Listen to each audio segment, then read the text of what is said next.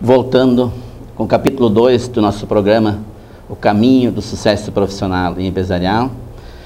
Nessa segunda etapa agora, vamos falar assim, da importância dessas características que nós citamos no primeiro bloco, em eles serem inseridos no meio para quem ele vai levar o seu produto ou vai levar os seus serviços na comunidade, né?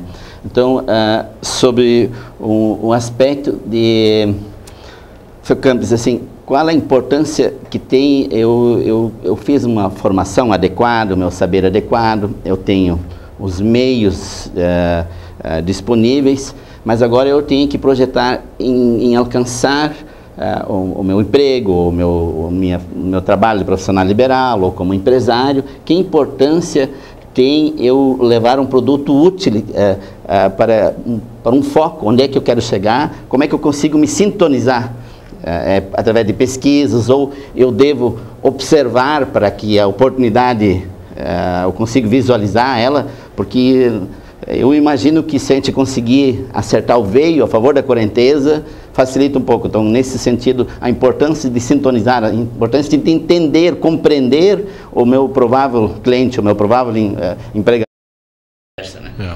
Eu acho que é importante a gente lembrar o seguinte: a oportunidade, ela tem que ser aproveitada. O gaúcho tem o ditado do cavalo que passa encilhado. Então nós temos que estar muito atentos a isso. Eu, quando fiz o curso de Sociologia, eu tinha uma única certeza que eu tinha, Odécio, é que eu não queria ser professor. Eu queria fazer pesquisa na época. Quando eu recebi o convite para ser professor em Santa Cruz, eu acabei, naquele momento, vislumbrando, projetando um outro caminho que não era o que eu tinha projetado até então. E é importante que eu quero dizer para os nossos telespectadores o seguinte: na época, quando eu recebi o convite, eu acabei vindo para cá, ganhando a metade do que eu ganhava em Porto Alegre. E eu não queria, no início, ser professor. Mas, naquele momento, eu consegui vislumbrar um projeto que poderia... e eu gostaria de desenvolver, que poderia ser desenvolvido, eu gostaria de desenvolver, que era o projeto de criar uma universidade em Santa Cruz. Bom, aí eu vim para cá me engajar nesse projeto. Então, é importante que as pessoas tenham isso que tu falou, Odécio, também as pessoas estejam vendo aquela oportunidade, a correnteza está passando, o barco está passando ali, eu vou pegá-lo. Porque o que pode acontecer é que aquela oportunidade não vai surgir mais na minha vida. Então, eu digo isso para que a gente também seja maleável. A gente tem que ter o nosso projeto, a gente tem que ter o nosso rumo, o nosso porto, mas também a gente tem que estar preparado para, em determinado momento, dizer: olha, nesse momento eu tenho que dar uma guinada, porque também o sucesso se faz com quebra de paradigmas, se faz com a inovação. E em determinados momentos nós temos que inovar também na nossa vida. Vou só aproveitar esse gancho para, de repente, depois tu pode complementar dentro da tua ideia, mas a quebra de paradigmas ou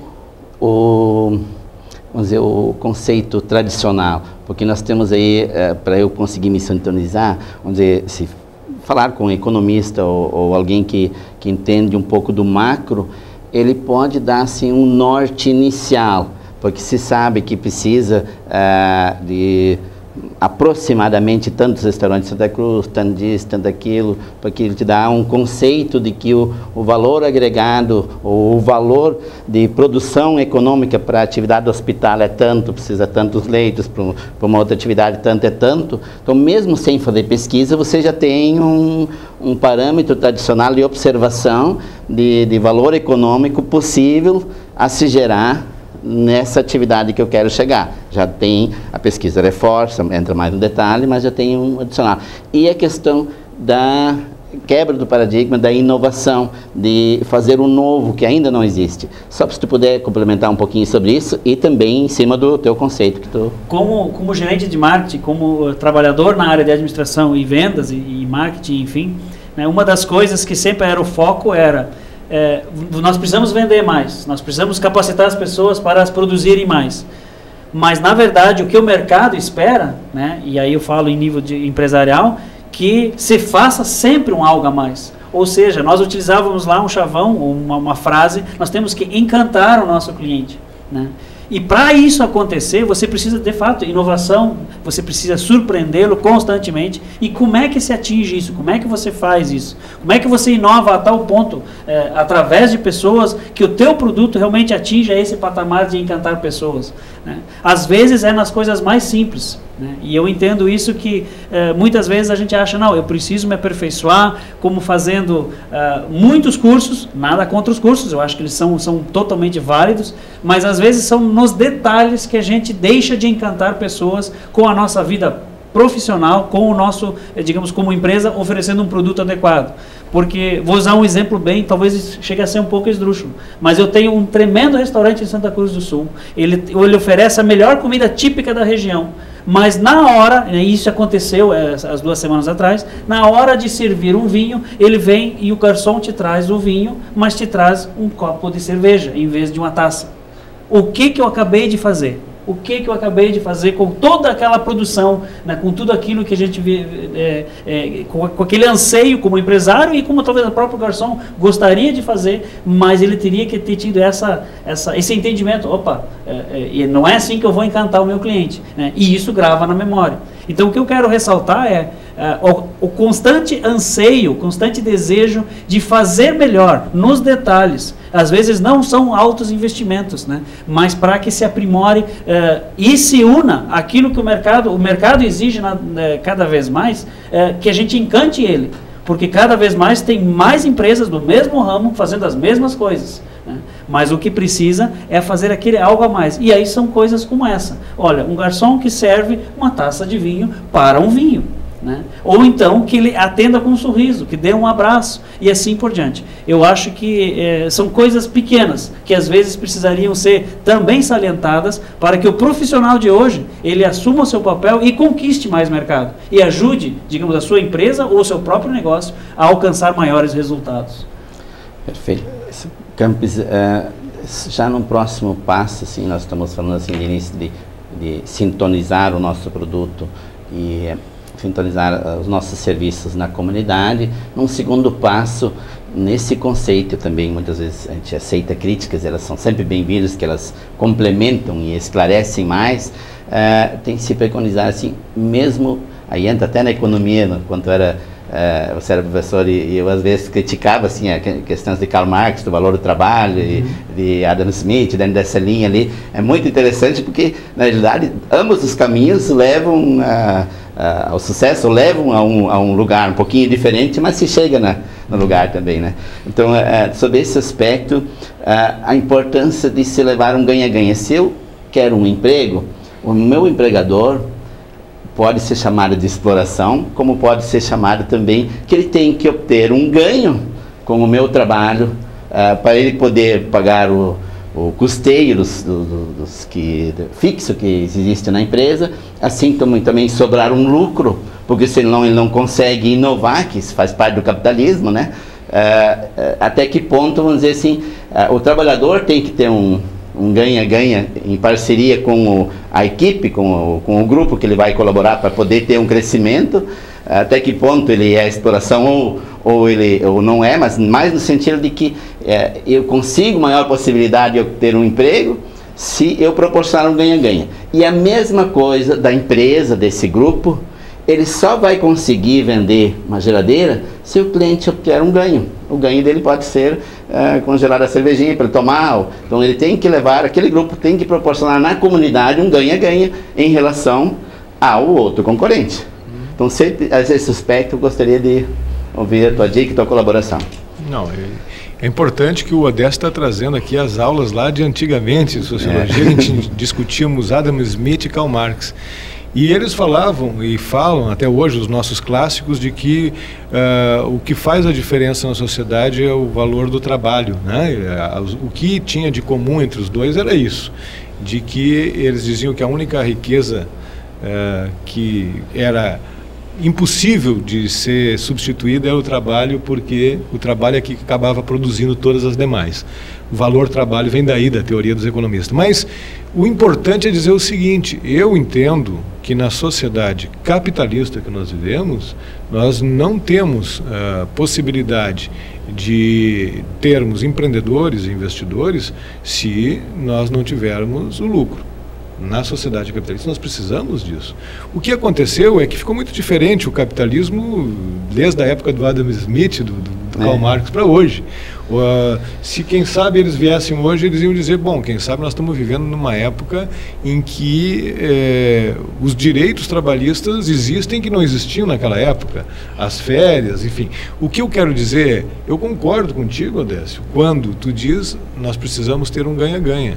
Um trabalhador que estiver bem remunerado, certamente ele vai estar muito mais entusiasmado para produzir, e da mesma forma o empresário vai ter, né, um lucro maior. Eu concordo com isso, acho que isso é fundamental, e diria que nos ciclos, né, que a gente vive, e nós estamos vivendo nesse momento um ciclo que é considerado uma das maiores crises internacionais, mais do que nunca, o trabalho vem se mostrar como alguma coisa que é fundamental na vida das pessoas. Tu pode perder o emprego, mas se tu tiver a tua força de trabalho qualificada, tu vai te recolocar. Se tu for criativo, tu vai dar a volta por cima, porque tu vai conseguir renda, não necessariamente um emprego, mas vai conseguir renda com o teu trabalho, porque é ele que possibilita, como eu disse, a criação da riqueza. Perfeito. No sentido, como foi bastante claro na parte do trabalho, se puder complementar um pouco, no ganha-ganha, no sentido da organização, da entidade, da instituição ou da empresa, proporcionar um ganha-ganha por aluno, porque o aluno não vem simplesmente fazer uma faculdade só por fazer. Ele espera ter um ganha-ganha em cima disso depois na sua remuneração futura. Quem fizer um investimento quer obter um retorno de lucros ou de dividendos ou de remuneração do capital próprio. E quem fizer organizar uma empresa, ele também deve proporcionar um ganha-ganha para o seu cliente. Se não tiver isso, vai perder o cliente para um outro que proporciona um ganho, um produto melhor, que dá melhor resultado, ou com um preço mais competitivo. Então, esse ganha-ganha, se tu puder complementar alguma coisa nesse sentido da empresa para com a comunidade no produto. Eu acho que talvez o que deveria ser levado em consideração é o seguinte: ganha-ganha, como foi bem explicado, tem que acontecer, né? Nenhuma empresa vive sem lucro, sem retorno. Aliás, nenhum funcionário sobrevive sem ter retorno do seu trabalho. Enfim, todos nós dependemos disso. Mas talvez o que deveria ser ressaltado é a que velocidade se exige isso? Se temos tanta pressa em que, por exemplo, eu contrato hoje um funcionário ou um colaborador e eu quero que ele já produza para mim 1.000 por mês, em vez de eu investir nele um tempo para que ele possa produzir isso. Ou também eu invisto no mercado, mas eu quero que o retorno seja imediato. Eu acho que talvez um dos fatores que atrapalha um pouco o processo de crescimento é essa vontade, né, esse desejo que é do ser humano, mas de querer o retorno muito imediato. Nós estamos numa geração que aperta um botão e quer ver tudo acontecer imediatamente. E como pessoas não tem como trabalhar dessa forma. E o ganha-ganha eu acho que tem a ver com isso. Eu quero sim obter retorno do meu investimento, ou na pessoa, ou no meu trabalho, mas será que se eu esperar um pouquinho, será que se eu avaliar ou quiser aceitar ganhar um pouquinho mais no início, será que isso não vai, a médio e longo prazo, vai colaborar, vai me ajudar? Então, acho que isso é uma reflexão que vale a pena ser destacada também, né? A pressa, a ânsia de querer fazer as coisas acontecerem tudo de bate pronto, porque antigamente, eu acho que isso também mudou bastante do capitalismo. Ele é muito mais voraz hoje do que era anos atrás, né? Não que ele não exista, mas eu acho que tem que ser levado em consideração, até porque no que diz respeito a lidar com pessoas e com o mercado, eu acho que nós temos que voltar talvez um pouquinho na essência, né? Aceitar que todos nós ganhamos, mas talvez a um passo um pouquinho mais devagar um pouco, né? Para não atropelar situações. Muito bom. E agora, para encerrarmos na fase 2, que nós estamos no primeiro, nós colocamos as características, os hábitos, estamos inserindo ele na comunidade, tanto que o meu produto e meu serviço tem que estar em sintonia, devem representar sempre, ser útil para com quem eu me relaciono, né? E no terceiro passo, já desde antes de Cristo, se falava dos 7 anos gordos, 7 anos magros, né? Hoje, vamos dizer, nós estamos já entrando também no ciclo do fumo. Ele seria de 100 anos, ou nós temos que diversificar um pouco. Então, a questão dos ciclos, acho que ele tem tudo a ver já de um dos... na próxima etapa que nós vamos debater, mas só para fazer uma prévia introdução, depois nós vamos então entrar já nos novos rumos para Santa Cruz do Sul. Então, há uma observação sobre ciclos, depois passar para o campus, para nós encerrarmos esse capítulo do módulo de hoje, né? Desde que entramos nesse projeto, ou constatamos o que foi constatado, a necessidade de um projeto, porque toda a sociedade precisa de um projeto, né? Porque é uma mudança de cultura.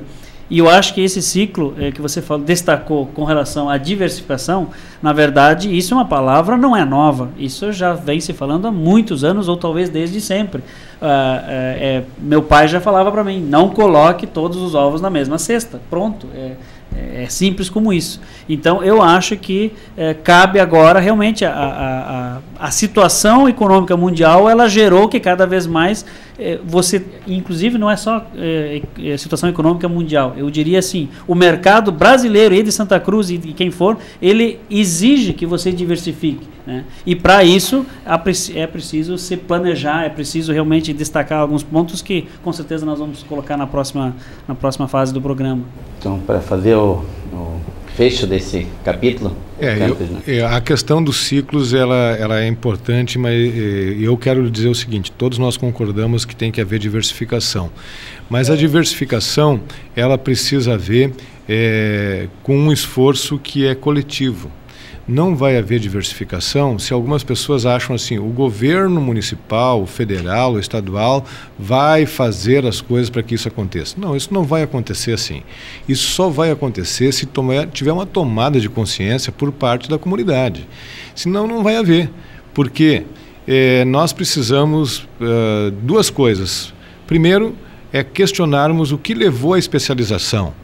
Se nós nos tornamos especializados, por que isso aconteceu?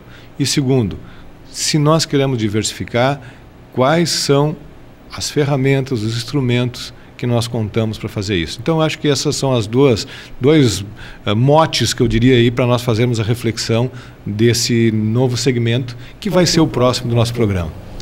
Foi muito profunda a colocação e no próximo capítulo nós vamos então entrar em novos rumos para Santa Cruz do Sul e já com ênfase no sentido de quais as expectativas a comunidade pode ter, porque como o Campos falou, ela vem muito mais da base que enxerga as oportunidades do que de cima para baixo você tem que fazer isso, né? Então pode muitas vezes levantar expectativas, mas a observação, a comunidade muitas vezes nos conduz, né? Então muito obrigado e voltaremos em seguida.